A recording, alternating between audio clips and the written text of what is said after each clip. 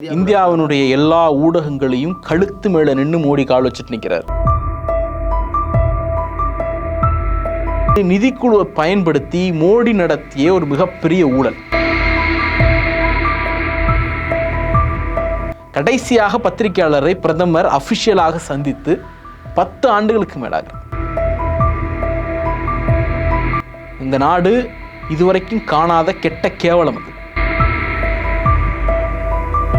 மக்களுக்கு பதில் சொல்ல வேண்டிய இடத்துல இருக்கக்கூடிய பிரதமர் மைக்க பார்த்தா ஓ மை காட்னு ஓடுகிறாரு. என்ன எதிர்த்தன்னா பார்லிமெண்ட் முடியுது பார்லிமெண்ட் முடியலன்னா கூட பார்க்க மாட்டேன், நான் ஒன்று தூக்கி அடிப்பேன், உன்னால என்ன பண்ண முடியும். இப்படி எல்லா இன்ஸ்டிடியூஷன்ஸையும் கில் பண்ணி கொண்டிருக்கக்கூடிய ஒரு அரசாக மோடி அரசு இருக்கிறாங்க.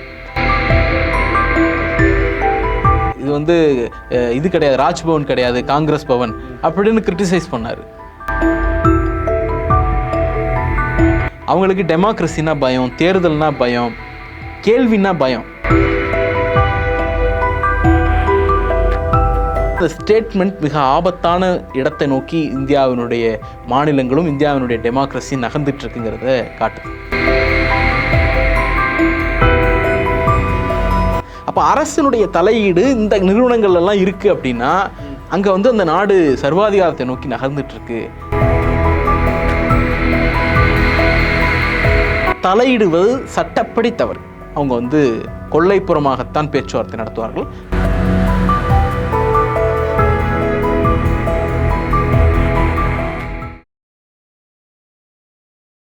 வணக்கம். தமிழ் குரலுக்காக நான் உங்கள் ஜெயபிரகாஷ் கருணாகரன். இன்றைய சிறப்பு நேர்காணலில் நம்மோடு இணைந்திருப்பவர் திமுகவினுடைய செய்தி தொடர்பாளர் திரு சூர்யா கிருஷ்ணமூர்த்தி அவர்கள். வணக்கம். வணக்கம். நித்தி ஆயோக்கினுடைய சிஇஓ பிவிஆர் சுப்பிரமணியன் அப்படின்றவர் ஒரு ஆங்கில ஒரு வெப்சைட், இது ஒரு இன்டர்நேஷ்னல் வெப்சைட்டில் ஒரு செய்தி வருது. அவர் பேசுகிறதா ஒரு குறித்து, மோடி அவர்கள் பிரதமர் ஆன உடனே நிதி கமிஷன் கிட்ட, அதாவது நிதி குழு கிட்ட ஒரு பரிந்துரையை வைக்கிறாரு, ஒரு அழுத்தத்தை கொடுக்குறாரு.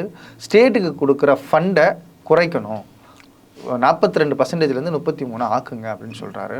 ஒரு குற்றச்சாட்டு மாதிரி வைக்கிறாரு அது. ஆனால் ஒரு பிரதமர் இதை பண்ண முடியுமா? நிதிக்குழு உருவாக்கிய ஒரு விஷயத்தை மாற்ற முடியுமா? இவர் சொல்கிறது ஃபேக் அப்படின்ற ஒரு இடத்துக்கு தள்ளுறாங்க. இதை நீங்கள் எப்படி பார்க்குறீங்க? இல்லை, அது ரொம்ப தெளிவாக இருக்குது. பேக்டோர் நெகோசியேஷன், அதாவது அது லீகல் நெகோசியேஷன் கிடையாது, வெளிப்படையாக நிகழ்த்தப்பட்ட உரையாடல் கிடையாது. Backdoor negotiation. அதை நான் தான் அந்த இடத்துல இருந்தேன்னு அவர் சொன்னதை கோட் பண்ணி தான் அந்த பத்திரிகை எழுதுகிறார்கள். அதாவது அன்னைக்கு ரெட்டி அவர் தான் நிதி கமிஷனுடைய தலைவராக இருந்தார். பிரதமர் நிதி கமிஷனுடைய தலைவர் 2 பேருக்கும் இடையில அந்த கான்வர்சேஷனில் நான் மட்டும்தான் இருந்தேன் அப்படின்னு பதிவு பண்ணிட்டு தான் அவர் இந்த தகவலை கொடுக்குறார். அவர் பிரைம் மினிஸ்டர் ஆஃபீஸில் மோடிக்கு கீழ் வேலை பார்த்தவர், ஜாயின்ட் செக்ரட்டரியாக இருந்தவர் அந்த இன்சிடென்ட் நடக்கிற போது. இன்னும் சொல்ல போனால் இன்னைக்கு நிதி ஆயோக்கினுடைய தலைவராக அவரை சிஇஓவாக போட்டிருக்காங்கிறது மோடி அரசு நியமித்த ஒரு அலுவலர் தான். அதனால மோடி அரசுக்கு எதிரானவர் அப்படிங்கிற ரெக்கார்ட்லாம் அவருக்கு கிடையாது. இது ஒரு think tank, NGO think tank நடத்தக்கூடிய ஒரு ஃபினான்ஷியல் கான்க்ளேவ்ல எக்ஸ்பெண்டிச்சர் குறித்து பேசுகிற போது, ஆடிட்டிங் அந்த கணக்குகள் எப்படி இருக்கு அப்படிங்கிறத பற்றி பேசுகிற போது அவர் சொன்ன ஒரு ஸ்டேட்மெண்ட். அதனால் அந்த ஸ்டேட்மெண்ட் மிக ஆபத்தான இடத்தை நோக்கி இந்தியாவினுடைய மாநிலங்களும் இந்தியாவினுடைய டெமோக்ரஸி நகர்ந்துட்டு இருக்குங்கிறத காட்டுது. நிதி கமிஷன் அப்படிங்கிறது ஒரு கான்ஸ்டிடியூஷனல் பாடி. நம்மகிட்ட ஏகப்பட்ட கான்ஸ்டிடியூஷனல் பாடி உண்டு. நிதி கமிஷன் ஒரு கான்ஸ்டிடியூஷனல் பாடி, எலெக்ஷன் கமிஷன் ஒரு constitutional body, AG auditor general அவர் ஒரு கான்ஸ்டிடியூஷனல் பாடி. இப்படி பல்வேறு வகையான அரசியல் அமைப்பு நிறுவனங்கள் நம்மகிட்ட உண்டு, இன்ஸ்டிடியூஷன். இதில் அரசு தலையிட முடியாது. ஏன்னா இது அரசினுடைய நடவடிக்கைகளுக்கு பரிந்துரை வழங்க வேண்டியவை, இல்லை அரசினுடைய நடவடிக்கைகளை கண்காணிக்க வேண்டியவை, இன்னும் சொல்ல போனால் அரசினுடைய நடவடிக்கைகளை ஆடிட் செய்ய வேண்டியவை. இவை தான் அதனுடைய பர்பஸ். அப்போ அரசினுடைய தலையீடு இந்த நிறுவனங்கள் எல்லாம் இருக்கு அப்படின்னா அங்கே அந்த நாடு சர்வாதிகாரத்தை நோக்கி நகர்ந்துட்டு இருக்கு அப்படிங்கிறது முதல் விஷயம். இன்னொன்று, தலையிடுவது சட்டப்படி தவறு. ஒரு கான்ஸ்டிடியூஷனல் பாடியில் அரசு அஃபிஷியலாக தலையிடுது அப்படின்னா அது சட்டப்படி தவறு. ஸோ அஃபிஷியலாக அவங்க தலையிட மாட்டாங்க. அன்அஃபிஷியலாக பேக்டோர் வேலை தான் அவங்க கொள்ளைப்புறமாகத்தான் பேச்சுவார்த்தை நடத்துவார்கள். கொள்ளைப்புறமாக பேச்சுவார்த்தை நடத்தினதாக தான் அந்த கட்டுரை எழுதியிருக்கிறது. அவங்கள்ட்ட 2 ஆப்ஷன் இருக்குது. நிதிக்குழு எப்போதுமே என்ன பண்ணுவாங்கன்னா, ஒரு தீர்மானம் பண்ணுவாங்க. ஒவ்வொரு மாநிலங்களுக்கும் எவ்வளவு பிரித்து கொடுக்கலாம், என்னென்ன கேப்ஷனில் என்னென்ன சப்ஜெக்டில் பிரித்து கொடுக்கலாம் அப்படிங்கிறது குறித்து அந்த நிதிக்குழு தீர்மானிக்கும். அந்த பரிந்துரையை ஒன்றிய அரசுக்கு அனுப்பும். ஒன்றிய அரசுக்கு 2 ஆப்ஷன் உண்டு. ஒன்று அதை ஏற்றுக்கொள்ளுதல், இல்லைன்னா நிராகரிச்சுட்டு புதிய கமிட்டியை போடலாம். அவங்களோட நெகோசியேஷன் பண்ணுறதுக்கோ ரெக்வஸ்ட் பண்ணி இதை சேஞ்ச் பண்ணுங்க அப்படிங்கிறதுக்கோ அஃபிஷியலாவோ அன்அஃபிஷியலாவோ இந்த நடவடிக்கைகளை மேற்கொள்வதற்கு ஒன்றிய அரசுக்கு பவர் கிடையாது. ஓகே, லீகலி ரைட் கிடையாது. அப்போ இந்த நடவடிக்கை இல்லீகல். இன்னும் சொல்ல போனால் ஒரு ஸ்கேம். தெளிவாக சொல்லணும் அப்படின்னா நிதிக்குழு மீது நிதிக்குழுவை பயன்படுத்தி மோடி நடத்திய ஒரு மிகப்பெரிய ஊழல் அப்படின்னு தான் அதை நம்ம காயின் பண்ண வேண்டியிருக்கு. இல்லை, இந்த ஊழல் நீங்கள் சொல்லும் போது அதுக்கு ப்ரூஃப் தேவை இல்லையா? ஆனால் அவர் மட்டும் இவர் சொன்னார் அப்படின்றத வச்சுக்கிட்டு நம்ம எதுவும் ப்ரூவ் பண்ண முடியாது. இல்லை, நீங்கள் அப்படி பார்க்க முடியாதுல்ல. இதற்கு யூனியன் கவர்மெண்ட்லேருந்து எந்த விதமான ரெஸ்பான்ஸும் வரல, எதிர்ப்பும் வரல. அவர் அலுவலர். நீங்கள் நிதி ஆயோக்கினுடைய சிஇஓ, சும்மா யாரோ போகிற போக்கில் ரோட்டில் போகக்கூடிய ஒருத்தர். இந்த கேள்வி நான் ஏன் வைக்கிறேன்னா, தேர்தலை வரும்பொழுது இது போல ஒரு குற்றச்சாட்டு வைக்கிறாங்களா? அப்போ தேர்தலை இம்பாக்ட் கிரியேட் பண்ணுறதுக்காக தான் வைக்கிறாங்களா? அல்லது இந்த பத்திரிகை இந்திய நாட்டை சேர்ந்ததில்லை, இதுக்குள்ள ஒரு பாஜகவினர் என்ன சொல்றாங்க, இது ஒரு அந்நிய நாட்டினுடைய சதியா கூட இருக்கலாம், மோடிக்கு எதிராக திட்டப்பட்ட ஒரு சதியா. இந்தியாவினுடைய எல்லா ஊடகங்களையும் கழுத்து மேல நின்று மோடி கால் வச்சுட்டு நிற்கிறார். அவர்களால் எதுவும் பேச முடியாது. ஏதாவது பேசுனா ரைடு, இடி ரைடு, சிபிஐ ரைடு, தூக்கி உள்ள வச்சிடுறது, இந்த மாதிரி இந்தியாவினுடைய பத்திரிகைகளை கழுத்தை நெரிக்கக்கூடிய வேலைகளில் அவர்கள் ஈடுபட்டு கொண்டிருக்காங்க. அப்ப ஏதாவது ஒரு டெமோக்ராட்டிக் ஆர்கனைசேஷன், ஜனநாயகத்தை கோரக்கூடிய ஊடகங்கள், ஊடகவியலாளர்கள் ஆதாரத்தின் அடிப்படையில வெளியிலிருந்து எழுதினாலும் அவங்க சொல்ற குற்றச்சாட்டுகளுக்கு இவர்கள் பதில் சொல்றதே கிடையாது. ஜஸ்ட் தே ஆர் டேகிங், நீ வெளிநாட்டுக்காரன் பேசாத, வெளிநாட்டுக்காரன் கிரிட்டிசைஸ் பண்ண வேண்டாம், சதி பண்றதுக்கு அலோவ் பண்ண முடியாது. இந்தியாவை சீர்குலைக்கிறதுக்கான ஒரு சதி பண்றது அப்படிங்கிறது அலோவ் பண்ண முடியாது. ஆனால் இங்க இருக்கக்கூடிய கிரிட்டிசிசம், இங்க இருக்கக்கூடிய பிரச்சனைகளை அவர்கள் அட்ரஸ் பண்றாங்க ஆதாரபூர்வமாக, அப்படிங்கிறது நீங்க எப்படி தப்புன்னு சொல்ல முடியும்? இன்னொன்னு, இது பாஜகவை நோக்கி எழுப்பப்பட்ட கேள்வி, இந்தியாவை நோக்கி எழுப்பப்பட்ட கேள்வி கிடையாது. கன்சர்ன் இந்திய மாநிலங்கள் பாதிக்கப்படுதுன்னு தான் சொல்லியிருக்காங்க. இல்ல, இந்திய நாட்டினுடைய பிரதமர் எழுப்புற கேள்வினா அந்த இந்தியாவை தானே கேட்கிற மாதிரி. நிச்சயமா கிடையாது. பாஜக அரசு இந்த மாதிரி ஒரு பேக்டோர் நெகோசியேஷன்ல இருந்திருக்கு அப்படிங்கிறது தான். ஏன் பாதிக்கப்படுறதுன்னு அவங்க சொல்றது யார? இந்திய மாநிலங்களை தானே சொல்றாங்க. வெளிநாட்டில் யாராவது பாதிக்கப்படுறாங்கன்னு சொல்றாங்களா? இல்லை ஏதாவது ஒரு அரசியல் கட்சி பாதிக்கப்படுதுன்னு சொல்றாங்களா? இல்லை ஏதாவது கிரிமினல் குற்றவாளிகள் பாதிக்கப்பட்டாங்கன்னு சொல்றாங்களா? இந்தியாவினுடைய லாஃபுல் ஸ்டேட்ஸ், சட்டபூர்வமாக நிறுவப்பட்ட மாநிலங்கள் பாதிக்கப்படுது, அவர்களுக்கான நிதி ஒதுக்கீடு பாதிக்கப்படுது அப்படிங்கிறது தான். நம்ம இன்னொரு ஆர்குமெண்ட்டுக்கு வருவோம். இதை நீங்க அசம்ஷன் இல்லை ஃபேக் அப்படின்னே கிளைம் பண்ணுங்க. அதில் என்ன சொல்றாரு, 32% இருந்தது, அதை 33 மாத்துங்க, அதோட நிறுத்திக்கங்க அப்படின்னு மோடி சொன்னாரு. ஆனால் அவங்க 42% மாத்திட்டாங்க. இதுதான் கிளைம். ஓகேவா? இப்போ நீங்கள் இந்த இன்டர்னல் டிஸ்கஷனை பாருங்களேன். ஒரு நிதிங்கிறது உங்களுக்கு பல்வேறு வகையில், நேரடி வருவாய், மறைமுக வருவாய், செஸ்ஸு, மேல் வரி, இது எல்லாத்தையும் சேர்த்து தான் ஒன்றிய அரசினுடைய நிதி. இதில் மொத்த நிதியில் ஆர்டிகிள் 271 படி அவங்க செஸ்ஸு சர்சார்ஜ் போடலாம். 270 ஆர்டிகிள் 200 கான்ஸ்டியூஷனுடைய ஆர்டிகிள் என்ன சொல்லுதுன்னா, செஸ்ஸும் சர்சார்ஜும் மாநிலங்களுக்கு பகிர்ந்து கொடுக்க வேண்டிய அவசியம் இல்லைன்னு சொல்லுது, எக்ஸ்க்ளூட் பண்ணிட்டு அதை. ஓகே, அப்போ பேலன்ஸ் இருக்கு இல்லையா? அந்த நிதியை ஒரு குறிப்பிட்ட சதவீதத்தை மாநிலங்களுக்கு பகிர்ந்து கொடுக்கணும். அந்த சதவீதம் என்ன, ஒவ்வொரு மாநிலத்திற்கும் அதில் எவ்வளோ சதவீதம் அப்படின்னு தீர்மானிக்கக்கூடிய இடத்தில் நிதி கமிஷன் இருக்கு. அப்போ என்ன, ஒரு 100 ரூபா வருவாய் வருதுன்னா செஸ்ஸு சர்சார்ஜ் போக பாக்கி எவ்வளோ இருக்கு, அதில் ஒரு குறிப்பிட்ட தொகையை மாநிலங்களுக்கு பிரித்து கொடுன்னு சொல்லும். அதுக்கு முன்னாடி வரைக்கும் 32% கொடுத்துட்டு இருந்தாங்க. காங்கிரஸ் அமைத்த 14வது நிதிக்குழு அதை 42ன்னு உயர்த்துது, ரெட்டி கமிஷன். இவங்க என்ன பண்ணுறாங்கன்னா அதை 33ன்னு குறைங்க அப்படிங்கிறது மோடியோட ரெக்வஸ்டாக இருக்கு. அப்போ மோடியினுடைய நிலைப்பாடு என்ன, 33% தான் ஸ்டேட்டுக்கு கொடுக்க முடியும். இன்னைக்கு அதை அச்சீவ் பண்ணிட்டாரு. கமிஷன் 42ன்னு சொல்லிடுச்சு. ஆனா பிராக்டிகலி ஒட்டுமொத்த வருவாயில இன்னைக்கு 30% தான் மாநிலங்களுக்கு வருது இப்போ. ஆமா, எப்படின்னு பார்ப்போம். அவங்க என்ன பண்றாங்க, 100 ரூபா வருது சார், சர்சார்ஜ் 2010-11 8.6%. நீங்க அதை ஒரு 10%ன்னு வைங்க, 10 ரூபாயை தூக்கி வெளில வச்சிருங்க, பாக்கி 90 ரூபா. அந்த 90 ரூபாயில இன்னைக்கு 42% கொடுத்தீங்கன்னா ஏறக்குறைய 37.8 ரூபா.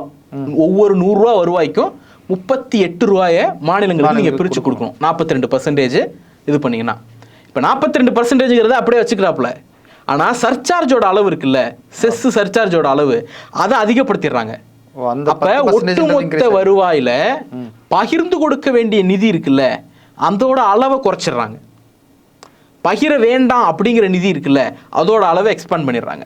என்ன சொல்கிறாருன்னா, 100 ரூபா வருது அப்படின்னா சர்சார்ஜ் 10% ஒதுக்கிடுங்க, பாக்கி 90 ரூபா இருக்கு. அந்த 90 ரூபாயில 42% ஏறக்குறைய 38 ரூபா வரும். அதை மாநிலங்களுக்கு கொடு அப்படிங்கிறது ரெட்டி கமிஷனுடைய ரிப்போர்ட்.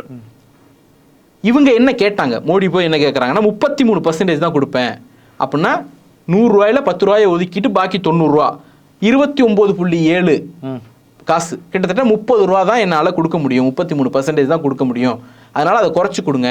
அந்த ஃபிகர் 42ங்கிறது 33 குறைங்கிறாப்புல. இன்னைக்கு என்ன பண்ணிட்டாங்க, இந்த சர்சார்ஜ் 10 ரூபா இருந்துச்சுல்ல, அது 28 ரூபா ஆயிடுச்சு 100 ரூபாய்க்கு. அப்போ பிரித்து கொடுக்கக்கூடிய தொகை 80ல் 42% முன்னாடி 90ல் 42% இருந்துச்சு, கிட்டத்தட்ட 70 கிட்ட வந்து இப்போ வந்து 72ல் 42%. இப்போ அவங்க எவ்வளோ கொடுக்குறாங்க, 72 ரூபாயில் 42% அப்படிங்கிறது ஏறக்குறைய என்ன வரும், ஒரு 29 ரூபா அவ்வளோதான் வரும். ஆமாம், 30 ரூபா கிட்ட தான் வரும். அப்போது இவர்கள் அடைய நினைச்சு தான் அடைச்சிட்டாங்க. நிதி கமிஷன் வேல்யூவை குறைக்கல, ஆனால் சர்சார்ஜ் அதிகப்படுத்தி இவங்க என்ன அச்சீவ் பண்ணணும்னு நினைச்சாங்களோ அதை அச்சீவ் பண்ணிட்டாங்க அப்படிங்கிறது தான் பார்க்கலாம். அதாவது நிதிக்குழுவுக்கு அழுத்தம் கொடுத்து நடக்காத பட்சத்தில் இவங்க இந்த இடத்துல மாற்றத்தை பண்ணிட்டாங்க. கரெக்ட். Okay okay okay. இன்னொன்று முக்கியமான குற்றச்சாட்டு அந்த இதில் இருக்கு, நிதி கமிஷன்ட்டு இந்த பேக்டோர் நெகோசியேஷன் நடந்துகிட்டே இருந்திருக்கு. 33% நிறுத்துங்க, 42% கொண்டு போகாத மாநிலத்துக்கு கொடுக்க வேண்டிய நிதியை அப்படின்னு பிரதமர் அலுவலகத்திலிருந்து பேசியிருக்கிறாங்க. ஆனால் பிரதமரே பேசினதா தான். ஆமாம், பிரதமராக பேசினதா தான் அந்த ரிப்போர்ட் சொல்றாரு. ஆனால் அது செய்ய முடியாது. ஒரு வார்த்தை சொல்றாரு, அப்பா, அதாவது சவுத் இந்தியன் லாங்குவேஜில், உங்கள் பாஸ்ட்டை போய் சொல்லு, அதுக்கான சாய்ஸ்லாம் இல்லை அப்படின்னு ரெட்டி சொன்னதாக அந்த இதை கன்க்ளூட் பண்ணுறாங்க. இவர் என்ன சொல்கிறாரு அப்படின்னா, நிதி கமிஷன்கிட்ட போய் இவங்க நெகோஷியேட் பண்ணியிருக்கிறாங்க, பேக்டோர் வழியாக ஒரு கொள்ளைப்புறமாக நெகோஷியேட் பண்ணியிருக்கிறாங்க. 42% கொடுக்காதீங்க, 33 லிமிட் பண்ணுங்க அப்படின்னு சொல்லியிருக்கிறாங்க. அதாவது மாநிலங்களுக்கு அதிகமாக நிதி கொடுக்காதீங்கன்னு. இது எப்போ, 2013-14 மாநிலங்களுக்கு கொடுக்கக்கூடிய ஒன்றிய பகிர்வு நிதியை 50% உயர்த்துங்கன்னு தேர்தல் பிரச்சார மேடைகளில் மோடி பேசிட்டு, அரசுக்கு வந்த உடனே 42 கூட கொடுக்கக்கூடாது, 33 தான் கொடுக்கணும் அப்படின்னு நெகோஷியேட் பண்ணியிருக்காரு. ஆமாம். அப்படியே கட் பண்ணிங்கன்னா 2015 பிப்ரவரி 27 பார்லிமெண்ட்டில் பேசுகிற போது, அவங்களுடைய மாநிலங்களுக்கு அதிகப்படியான நிதியை கொடுக்க வேண்டும் என்பதிலே நாங்கள் உறுதியாக இருக்கிறோம், நாங்கள் கொடுக்கக்கூடிய நிதியை இருப்பு வைப்பதற்கு பல மாநிலங்களிடம் கருவூலத்தில் கூட இடமில்லை அப்படிங்கிற அளவுக்கு பேசுகிறார். 42% நாங்கள் கொடுத்துட்டோம் அப்படின்ட்டு. கமிஷன் 42% கொடுக்க சொன்னிச்சு, நீங்கள் 33 தான் கொடுக்கணும்னு சொன்னீங்க. அதில் உங்களுக்கு மிஸ்ஸரபிளாக நீங்கள் ஃபெயில் ஆன பிறகு நாங்கள் தான் செஞ்சோம் அப்படிங்கிட்டாங்க. நீங்கள் யோசிச்சு பாருங்கள், இந்த புதுப்பேட்டை படம் பார்த்துருப்பீங்க, அதில் அந்த அழகம்பெருமாள் சாரோட கேரக்டர் ஒன்று இருக்கும், ஒரு பொலிட்டிஷியன் கேரக்டர். அந்த உன்னை பெல்ட்டால் உரின்னு உரிக்க போகிறேன் அப்படின்னு இந்த பக்கம் பேசிட்டே இருப்பாப்புல, ஸ்க்ரீன் இதானோடனே வேறு மாதிரி அப்படியே வேறு டோனில் பேசுவாப்புல. அதாவது 33%க்கு பேக்டோர் வழியாக நெகோஷியேட் பண்ணிகிட்டே இருந்திருக்காங்க, மிஸ்ஸரபிளி அது ஃபெயில் ஆன உடனே நாங்கள் தான் கொடுத்தோம்னு பார்லிமெண்ட்டில் வந்து பேசுகிறார். அப்படியே அந்த கேரக்டருக்கு சூட் ஆகக்கூடிய ஒருத்தராக இருக்கிறத நம்ம பார்க்குறோம் இந்த சீனில். இல்லை, இதே மோடி அவர்கள் தான் மாநிலத்தினுடைய பிரதமராக இருக்கும் பொழுது மாநிலங்களுக்கு வந்து வருவாயை உயர்த்தி கொடுங்க, அவங்க 50% கேட்டார். முதலமைச்சராக இருந்தபோது 50% கேட்டார். இதில் மட்டும் கிடையாது, எல்லா விவகாரத்துலையும். கவர்னருடைய பாலிடிக்ஸ் பற்றி பேசுகிற போது, இது வந்து காங்கிரஸ் பவன், இது வந்து இது கிடையாது, ராஜ்பவன் கிடையாது, காங்கிரஸ் பவன் அப்படின்னு கிரிட்டிசைஸ் பண்ணார். மாநிலங்களை வந்து கழுத்தை நெருக்கக்கூடிய வேலைகளில் ஒன்றிய அரசு ஈடுபடுகிறது அப்படின்னு பேசினார். அது மாநிலங்களில் இருக்கிற போது என்னெல்லாம் பேசினாரோ அதுக்கு எல்லாவற்றுக்கும் எதிராக அவர் செயல்பட்டு கொண்டிருக்கிறார். அதாவது மாநில முதல்வராக இருக்கும்போது ஒரு பேச்சு, பிரதமரானவரும் ஒரு வேற பேச்சு. அது அவர் இயல்பாகவே இருக்குது. எல்லா விஷயத்துலையும் எப்படி தான், வெறும் மாநில உரிமை மட்டும் கிடையாது, மைனாரிட்டி ரைட்ஸாக இருக்கட்டும், எல்லா விவகாரங்கள்லையும் டிராஸ்டிக்காக எல்லாம் ஃபாலோ ஆயிருக்கு. இப்போது தொடர்ந்து பாஜகவினர் மீது அல்லது பாஜக கட்சியின் மீது தொடர்ந்து இது மாதிரியான ஒரு குற்றச்சாட்டு வருது. முதல்ல ஒரு அறிக்கை வருது, ஹிண்டன்பர்க்னு ஒரு அறிக்கை வருது, அது கிட்டத்தட்ட பாஜகவை இன்டெரக்டாக அஃபெக்ட் பண்ணுச்சு. அடுத்தது பார்த்தீங்கன்னா பிபிசியினுடைய டாக்குமெண்ட்ரி வீடியோன்னு ஒன்று வருது, அதுவும் பாஜகவை டைரெக்டாகவே அஃபெக்ட் பண்ணுது. தற்பொழுது இந்த மாதிரியான ஒரு குற்றச்சாட்டு. இப்போ இது எல்லாமே வந்து பாஜகவினுடைய தேர்தலில் இம்பாக்ட் ஆகுதா? இல்லை, தேர்தலில் இம்பேக்ட் ஆகுதாங்கிறத விட ஆகணுமாங்கிறது தான் கேள்வி. நீங்கள் அரசியல் யார் வேணாலும் பண்ணுவாங்க சார். இதற்கு முன்பு இருந்த பிரதமர்கள் எல்லோருமே கூட அரகண்டோட ஆட்டிடியூடோட. நான் இன்னொன்று சேர்த்துக்கிறேன், இது சிஏஜி ரிப்போர்ட்டையும் சேர்த்துக்குங்க. ஏன்னா அதுவும் கிட்டத்தட்ட பாஜக நெருக்கடி எதிராக தான் இருக்கு. இப்போ இந்த அரகன்ஸ் ஆட்டிடியூட், மக்கள் விரோத நடவடிக்கை அப்படிங்கிறதெல்லாம் கடந்த காலங்கள்லையும் பல்வேறு பிரதமர்கள் இருந்த போது நடத்தப்பட்டிருக்கிறது. ஆனால் இன்ஸ்டிடியூஷனை யாரும் கில் பண்ணலை. ஓகே, இந்த நாடு இன்னைக்கு வந்து ஒரு அட்மினிஸ்ட்ரேட்டிவா நகர்ந்துகிட்டு இருக்கு அப்படின்னா அதற்கு அடிப்படை காரணம் அரசுக்கு வெளியே இருத்தி வைக்கப்பட்ட நிறுவனங்கள், நீதிமன்றமாக இருக்கட்டும், ஆடிட்டிங் ஆஃபீஸர்ஸாக இருக்கட்டும், இந்த மாதிரி நிதி குழுக்களாக இருக்கட்டும். முன்னாடி திட்டக்குழுன்னு ஒன்று இருந்துச்சு. இப்போ திட்டக்குழு அவங்க கலைச்சிட்டு நிதி ஆயோக். திட்டக்குழு வந்து அது ஒரு ஓரளவு சுயாதீனமாக இயங்கக்கூடிய அளவில் இருந்தது. இன்னைக்கு நிதி ஆயோக்குன்னு அதை கொண்டு வந்து எக்ஸிக்யூட்டிவ் பாடி, அரசுக்கு கீழே கொண்டு வந்து அதை வச்சாச்சு, அதை கில் பண்ணியாச்சு. தேர்தல் ஆணையர் மசோதா மூலமாக தேர்தல் ஆணையர்களை யாருங்கிறத தீர்மானிக்கக்கூடிய இடத்திற்கு பிரதமரும் அவர் கீழே இருக்கக்கூடிய ஒரு அமைச்சரும் தான் ஃபைனல் அத்தாரிட்டிங்கிற நிலையை ஏற்படுத்தியாச்சு. இப்படி எல்லா இன்ஸ்டிடியூஷன்ஸையும் கில் பண்ணி கொண்டிருக்கக்கூடிய ஒரு அரசாக மோடி அரசு இருக்கிறது. அவங்களுக்கு டெமோக்ரஸினா பயம், தேர்தல்னா பயம், கேள்வின்னா பயம், கிரிட்டிசிசம்னா பயம். இதுக்கு முன்பு இந்த கிரிட்டிசிசத்தை எதிர்கொண்டாங்க, விமர்சனம் பண்ணாங்க. ஆனால் யாருமே வந்து அடையாளம் பூர்வமாக இவன் இந்த அடையாளத்தில் இருக்கிறதுனால தான் என்ன விமர்சிக்கிற, விமர்சனத்துக்கு பதில சொல்லிட்டு அவன் அந்த அடையாளத்தோட தான் இருக்கிறான் அதனால தான் விமர்சிக்கிறான், நான் ஒத்துக்கிறேன்னே வச்சுக்கோ. ஆனால் விமர்சனத்திற்கு என்ன பதில், அந்த குற்றச்சாட்டுக்கு என்ன பதில்? அந்த குற்றச்சாட்டு நடக்கல, அப்படி ஒண்ணு இல்லை அப்படின்னு சொல்லிட்டு இவங்க எங்களை வந்து இன்டென்ஷனோட அட்டாக் பண்றாங்கன்னு சொன்னா அதுல நியாயம் உண்டு. வெறும் இன்டென்ஷனோட அட்டாக் பண்றாங்க, அந்த கிளைம், அந்த அக்யூசேஷன், குற்றச்சாட்டுக்கு பதில் கிடையாது. நீங்க வெளியில கிடையாது. சிஏஜி என்ன ஆகுது, 7.5 லட்சம் கோடி ஊழலுங்கிறாங்க. பார்லிமெண்ட்டினுடைய செஷன் நடந்துட்டு இருக்கு. செஷன் முடிஞ்ச அடுத்த நாள், ஒரு வாரம் கூட வெயிட் பண்ணல, செஷன் முடிஞ்ச அடுத்த நாள் சிஏஜி ஆடிட் பண்ண ஆஃபீஸர்ஸ் எல்லாம் கேரளால இருந்து டெல்லிக்கு, டெல்லியில இருந்து கேரளாக்கு, பஞ்சாபுக்கு இப்படி தூக்கி அடிக்கிறீங்க 4 பேரை. எவ்வளோ பெரிய அரகன்ஸ் இருக்கும். அது மெசேஜ், ஸ்ட்ராங் மெசேஜ். என்ன எதிர்த்தேன்னா பார்லிமெண்ட் முடியுது, பார்லிமெண்ட் முடியலன்னெலாம் கூட பார்க்க மாட்டேன், எவ்வளோ லைட் அதில் இருக்குன்னுலாம் பார்க்க மாட்டேன். நான் ஒன்று தூக்கி அடிப்பேன், உன்னால் என்ன பண்ண முடியும்? இது வந்து அவர்களுடைய கேள்வியாக இருக்கிறது. மக்கள் பார்த்து கொண்டிருக்கிறார்கள்ங்கிறது மட்டும்தான் எங்களுடைய நம்பிக்கையாக இருக்குது. நீங்கள் பேசும்பொழுது ஒரு வார்த்தை சொன்னீங்க, மோடி அரசு கிட்டத்தட்ட இங்கே இருக்கிற ஊடகத்தின் மீது எல்லாம் கழுத்தை வைத்து, காலை வச்சு என் கழுத்தில் நெருக்கிட்டு இருக்காங்க அப்படின்னு சொன்னீங்க. தமிழ்நாட்டினுடைய மாநில தலைவர், பாஜகவினுடைய மாநில தலைவராக இருக்கிற திரு அண்ணாமலை அவர்கள் 2 நாளைக்கு முன்னாடி நடந்த உதயநிதி ஸ்டாலின் அவர்களும் இன்னொரு செய்தியாளரும் ஒரு உரையாடல் நடத்தினாங்க. அதை குறித்து ஒரு சர்ச்சையான ஒரு வார்த்தையை பேசுகிறாரு. அது இதுக்குள்ளே பேசணுமான்றதுனால அதை நான் அந்த வார்த்தையை தவிர்க்கிறேன். ஆனால் அது தவறான வார்த்தைன்னு சொன்ன பிறகும் மன்னிப்பெல்லாம் கேட்க முடியாதுன்ற இடத்துலையும் இந்த மன்னிப்பு கூந்தெல்லாம் கேட்க முடியாதுன்னு எடுத்துகிட்டு போகிறாரு. இதை நீங்கள் எப்படி பார்க்குறீங்க? தமிழ்நாட்டில் இந்த மாதிரி அநாகரிகமான சொற்கள் பயன்பாடுங்கிறது அரசியலுக்கு புதுசு கிடையாது. இது எல்லா காலகட்டங்கள்லையும் இருந்திருக்கு. ஆனால் ஒரு கட்சியினுடைய கடைநிலை பேச்சாளர்கள், கடைநிலை செயற்பாட்டாளர்கள், அவர்கள் கலோக்கியலா ஒரு தெருமுனை கூட்டத்தில், ஒரு ஆஃப் த ரெக்கார்டில் அப்படி விமர்சிப்பாங்க, பேசுவாங்க. அது எல்லா கட்சிகள்லையும் இருந்திருக்கிறாங்க. முதல் முறையாக தமிழ்நாட்டினுடைய வரலாற்றில் பொது வெளியில ஒரு ஆபாச வசை சொல்லை ஊடகங்களை நோக்கி ஒரு அரசியல் கட்சியினுடைய தலைவர் சொல்லியிருக்கிறார். முதல்ல அதற்கு கடுமையான கண்டனங்களை அது ஆபாச வார்த்தை இல்லை, எங்களுடைய வழக்காட்டு மொழியில் அது இருக்குது அப்படின்னு அவர் பேசுகிறாரு. எங்களுடைய வழக்கத்தில் அது வரும் அப்படின்றாரு. கொங்கு பகுதி மக்கள் அப்படிலாம் இல்லைன்னு நிறைய பேர் இன்னைக்கு பதில் சொல்லிட்டு இருக்கிறாங்க. ஒரு தவறு நடக்குது, ஒரு கோவத்தில் ஏதோ சொல்கிறீங்கன்னு வச்சுப்போம். நீங்கள் ஒரு மக்கள் திரளை கொச்சப்படுத்துறீங்க, அந்த மக்களே இப்படி தான் பேசுகிறாங்க அப்படின்னு அந்த மக்கள் திரளை கொச்சப்படுத்துறீங்க அப்படிங்கிறது அது இன்னும் ஆபத்தானது. அதற்கு கொங்கு பகுதி அப்படின்னு ஒரு பகுதியை சேர்த்துக்கிட்டு அந்த மக்களை கொச்சப்படுத்துறதையும் நம்ம அனுமதிக்க முடியாது. இதனுடைய எந்த இடம் அப்படின்னா, நீங்கள் இதெல்லாம் ஒரு தொடர்ச்சியாக அவர் தான் பண்ணிட்டு இருக்கிறார். இந்த 200 ரூபா கொடுக்குறேன், 300 ரூபா கொடுக்குறேன், 1000 ரூபா கொடுக்குறேன் அப்படிங்கிறத தொடங்கி பத்திரிக்கையாளர் நீ வேணா வா இல்லைன்னா போ, ஆஃபீஸ்க்குள்ளே வந்து டீட்டெயில் வாங்கிக்கோன்னு சொன்னது அப்படிங்கிறது, இப்படி வரிசையாக இந்த நடவடிக்கைகளில் ஈடுபட்டே இருக்கிறார். அவர் கேட்ட அதே வார்த்தையை நம்ம கேட்கலாம், ரொம்ப நேரம் ஆயிடாது. ஆனால் மோடி பல்வேறு நடிகர்களோட பேட்டி எடுத்தாங்களே ஒரு ஷோ, காஃபி ஷோ. கடைசியாக பத்திரிகையாளரை பிரதமர் அஃபிஷியலாக சந்தித்து 10 ஆண்டுகளுக்கு மேலாக இந்த நாடு இதுவரைக்கும் காணாத கெட்ட கேவலம் அது. மக்களுக்கு பதில் சொல்ல வேண்டிய இடத்துல இருக்கக்கூடிய பிரதமர் மைக்கை பார்த்தா ஓமை காட்னு ஓடுகிறாரு. அவரை வந்து ஒரு கட்சியினுடைய தலைவராக நீங்கள் வைத்துக்கொண்டு ஊடகங்களை பார்த்து கேட்கக்கூடிய தார்மீகம் உங்களுக்கு இருக்கா? ஓடுறாரு, மைக்கை பார்த்தா ஓமை காட் அப்படின்னு ஓடுறாரு பிரதமர்.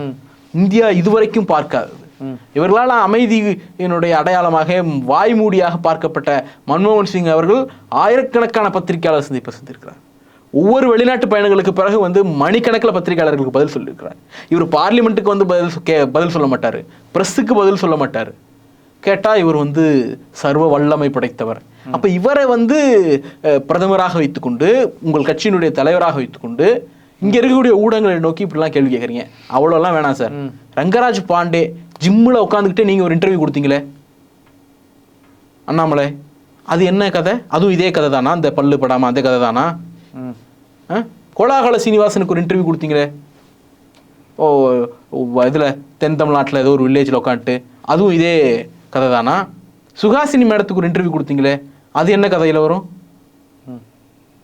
இதெல்லாம் வந்து இல்லை, இதில் அமைச்சர் உதயநிதி ஸ்டாலின் அவர்களை கிரிட்டிசைஸ் பண்ணுறாரா இல்லை பத்திரிகையாளரை கிரிட்டிசைஸ் பண்ணுறாரா? ஏன்னா பத்திரிகையாளரை நோக்கி தான் அந்த கேள்வியே போகுது. அப்போது நீங்கள் இப்படி கேள்வி கேட்குறதே வந்து இந்த பதத்தில் கேள்வி கேட்குறீங்கன்னா, கிட்டத்தட்ட ஒரு ஊடகத்துறையில் இருக்கிற ஒரு சீனியர் ஜேர்னலிஸ்ட் அவர், ஒரு சேனலோட கிட்டத்தட்ட ஹெட் அவர். இப்போ அவரை நோக்கி இந்த கேள்வி எழுப்புறதை நம்ம எப்படி பார்க்குறது? ரொம்ப சிம்பிள் சார். அந்த எங்களுடைய இளைஞரணி செயலாளர் மாண்புமிகு அமைச்சர் அவர்களுடைய அந்த பேட்டி இவர்கள் கட்டி வச்சிருந்த பல்வேறு நரேட்டிவ்ஸை சுக்குநூறாக உடைச்சிடுச்சு. இவருடைய அரசியல் கனவுகளை நிர்மூலமாக்கிடுச்சு. அந்த அச்சம், பதட்டம், அந்த கிடுகிடுத்தனம் தான் காலையில் அது வேகமாக வந்து பத்திரிகையாளரை சந்தித்து இந்த மாதிரி சொல்ல வச்சிருக்கிறது. அதுவும் அமைச்சர் அட்டாக் பண்ண, அதாவது ஒரு லிமிட் வரைக்கும் தானே கோவத்தை கண்ட்ரோல் பண்ணிங்கன்னா நீங்கள் பொலிட்டிக்கல் விமர்சனம் வைப்பீங்க. லிமிட்டை தாண்டிடுச்சு, உச்சக்கட்ட பேனிக்கில் இருக்கீங்க அப்படின்னா யாரை திட்டம்னே தெரியாமல் திட்டுவோம்ல. அப்படி குறிப்பிட்டு இதுக்கு காரணமான ஒரு காரணமாக அமைந்த பத்திரிகையாளர் அவர்களை நோக்கி அந்த விமர்சனத்தை வச்சிருக்கிறார். நீங்கள் அவர் பெயரை குறிப்பிட்டு தான் இந்த விமர்சனத்தை வைக்கிறீங்க. ஆமாம். அப்போ நீங்கள் யோசிச்சு பாருங்கள், இது வழக்கு மொழியா இல்லையாங்கிறத யார் தீர்மானிக்கணும்? அது அவரை எப்படி ஹர்ட் பண்ணிருக்கிறத நீங்கள் எப்படி சொல்ல முடியும்? அப்போ பத்திரிகையாளர்களை மிக அநாகரிகமாக யாரோ ஒரு ட்விட்டர் ஹேண்டில் சொல்லிட்டு போகிறதெல்லாம் வந்து நம்ம கட்சி தலைமை வரைக்கும் எடுத்துகிட்டு போகிறாங்க.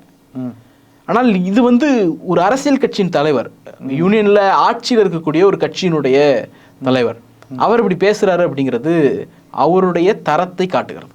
அவர் எந்த தரத்தில் இருக்கிறார், அவருடைய குவாலிட்டி என்னவா இருக்கிறது, அவர் எந்த லோவில் உட்கார்ந்துருக்கிறார் அப்படிங்கிறத காட்டுது. மிக அழுத்தமான கருத்துக்களை முன்வைத்தீங்க. உங்களோட நேரத்திற்கும் உங்களுடைய கருத்துக்கும் மிக நன்றி.